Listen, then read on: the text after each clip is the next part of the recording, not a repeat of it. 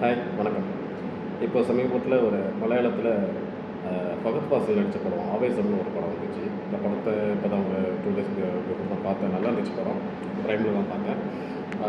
நல்ல அருமையான ஒரு ஸ்டோரி. ஃபகத் ஃபாசில் வந்து நல்லா உடம்புலாம் ரொம்ப ஸ்லிம் ஆக்கி ரொம்ப குறைச்சிருக்காரு. ரொம்ப கஷ்டப்பட்டுருக்காரு போட்டுருக்கு. குறைச்சிட்டு சூப்பராக பண்ணியிருக்காரு. ஒரு காமெடி ரவுடியாக பண்ணியிருக்காரு.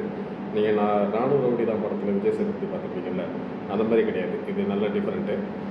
நல்ல ஒரு கான்செப்ட் இருந்துச்சு. இதில் என்ன ஸ்டோரி, மாரல் ஆஃப் ஸ்டோரி அப்படின்னு பார்த்தீங்கன்னா, ஜஸ்ட்டு ஒரு புதுசாக இன்ஜினியரிங் காலேஜில் ஜாயின் பண்ணுற பசங்க, அந்த 3 பசங்களை வந்துட்டு ரேகிங் பண்ணுறாங்க, சீனியர் பசங்க. ரேகிங் பண்ணுறதுல இந்த பசங்களை எப்படி நம்ம ரேகிங்லேருந்து தப்பிக்கலாம் அப்படிங்கிறதுனால, லோக்கலில் ஒரு ரவுடி பெரிய ஆளை தெரிஞ்சு வச்சுக்கிட்டா நமக்கு ஈஸியாக இருக்கும் அப்படின்னு சொல்லிட்டு ஒரு பிளான் பண்ணுறாங்க. அதே போல் லோக்கலில் யாருன்ட்டு போய் ஒவ்வொருத்தராக தேடும்போது கடைசியாக ஃபகத் ஃபாசில்கிட்ட போய் அவங்க மாட்டிக்கிறாங்கன்னு தான் சொல்லணும். மாட்டிக்கிறாங்க. அவர் மூலமாக அவர் கூட இருந்துக்கிட்டு ஃபகத் ஃபாசிலுக்கு வந்து இவங்க மேலே ரொம்ப ஒரு இன்ட்ரெஸ்ட், ரொம்ப ஒரு ஆசையாக போயிடுது அவங்களுக்கு. அவங்க தப்பி மாதிரி பசங்களை நினச்சிக்கிட்டு எல்லாமே செய்கிறாப்புல. ட்ரிங்க்ஸ் வாங்கி கொடுக்கறது, செலவு பண்ணுறது, ட்ரெஸ் எடுத்து கொடுக்குறது, இந்த மாதிரி நிறைய விஷயம்லாம் செய்கிறாரு. அதே போல் ஒரு கட்டத்தில் வந்து இவங்களை ரேக்கிங் பண்ண பசங்களை வந்து பிரச்சனை பண்ணணும் அப்படின்னு சொல்லிட்டு ஒரு முடிவு பண்ணுறாங்க. எதுக்குன்னா ரேக்கிங் பண்ணுறேன்னு சொல்லிட்டு இவங்க 3 பேரையும் தனியாக கொண்டு போய் வச்சு நைட்டு ஃபுல்லாக சரக்கு அடித்து அந்த பசங்க சீனியர் பசங்க வந்து இவங்களை போட்டு அடித்து துவச்சி எடுத்துருப்பானுங்க. அந்த ஒரு கோவத்தில் அவங்க இந்த மாதிரி பண்ணியிருப்பாங்க. அதே மாதிரி பிளான் பண்ணி பக்காவாக அந்த சீனியர் பசங்களை காலேஜ் வாசலே வச்சு அடிச்சிடுவானுங்க. அடித்து முடிச்சதுக்கப்புறம் காலேஜ்லேருந்து கூப்பிட்டு என்ன பண்ணிவிடுவாங்க, இந்த மாதிரி ரவுடிஸ் இங்கே வரக்கூடாது, இந்த மாதிரி இதெல்லாம் சரியாக இல்லை அப்படின்னு சொல்லிட்டு அந்த காலேஜில் இருக்கிற பிரின்சிபல் என்ன பண்ணுவார், கன்று வச்சு மிரட்டுவார். காலேஜோட பிரின்சிபல் மிரட்டிட்டு அப்புறம் வீட்டுக்கு ஃபோன் பண்ணி சொல்லிவிடுவாங்க. வீட்டுக்கு ஃபோன் பண்ணி சொன்னால் வீட்டில் வந்து அவங்களுக்கு இங்கிலீஷ் தெரியாததுனால அவங்க என்ன சொன்னாங்கன்னு புரியலன்னு 3 பேரோட பேரண்ட்ஸுமே சொல்லிவிடுவாங்க.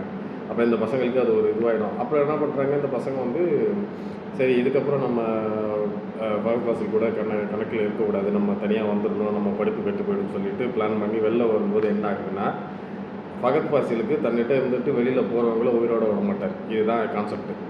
என்ன பண்ணுறது தெரியாமல் முடிச்சுக்கிட்டு இருக்கும்போது ஃபகத் ஃபாசிலுக்கு ஆப்போசிட் பார்ட்டி ஒருத்தர் இருக்கார், நம்ம மன்சூர் அலிகான் தான் இருப்பார்.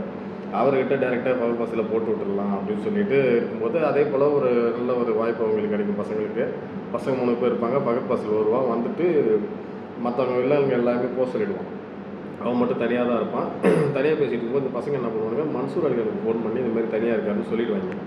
சொன்னதும் அவன் பெரிய கூட்டத்தோடு வந்துடுவான். வந்ததுக்கப்புறம் பார்த்தாக்கா இவன் ஃபகத் ஃபாசில் தெரிய மாட்டிப்பான். ஃபகத் ஃபாசில் வந்து என்னென்னா எப்படிப்பட்ட ரவுடினா, தனக்கு கீழே இருக்கிறவங்கள தான் அடிக்க சொல்லுவான். இப்படி அடி, அப்படி அடி, இப்படி குத்து, வயிற்றில் குத்து, மூஞ்சில் குத்து அப்படின்னு சொல்லி இவன் அடிக்க சொல்லுவான். அவங்க தான் அடிப்பாங்க. இவன் அடிக்க மாட்டான், எதுவுமே பண்ண மாட்டான். கட்டியை கையில் விட தொட மாட்டான்.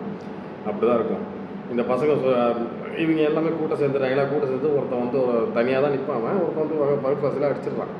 அடித்ததுக்கப்புறம் என்ன ஆச்சுன்னா கீழே வந்துட்டு திரும்பி பார்த்தா மன்சூர் அலிகான் போட்டு கொடுத்துருவான். பசங்க சொன்னதை இவனுக்கு பசங்க மேலே சமக்கம் வந்துடும். திரும்ப ஏச்சு என்ன பண்ணுவான், நான் எங்கள் அம்மா மேலே சத்தியம் பண்ணியிருந்தேன், எங்கள் அம்மாக்கிட்ட சத்தியம் பண்ணியிருந்தேன் யாரையும் அடிக்க மாட்டேன்னு, எனக்கு இன்னமும் துரோகம் பண்ணுறாங்க, அதனால் எனக்கு சத்தியம்லாம் பெரிய விஷயம் இல்லை சொல்லிட்டு ஒத்த ஆளுங்க விட்டு எல்லாரையும் அடித்து போட்டுருவான். ஃபுல்லாக அடித்து போட்டுட்டு மன்சூர் அலிகானை போய் போட்டு தள்ளிடுவாங்க. மேலே ஏறி அவனே கத்தியால் குத்தி கொண்டுடுவான். ஒரு நல்ல கான்செப்ட் அதெல்லாம் கொண்டு வருவான்.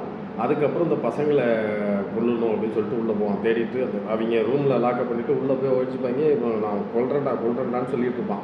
இதுக்கப்புறம் கிளைமேக்ஸ் என்னங்கிறத படமே. ஆனால் அருமையாக இருக்குது படம்.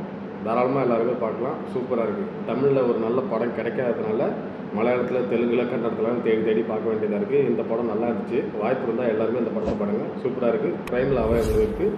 மறக்காமல் சேனலை சப்ஸ்கிரைப் பண்ணுங்கள், லைக் பண்ணுங்கள். தேங்க்யூ.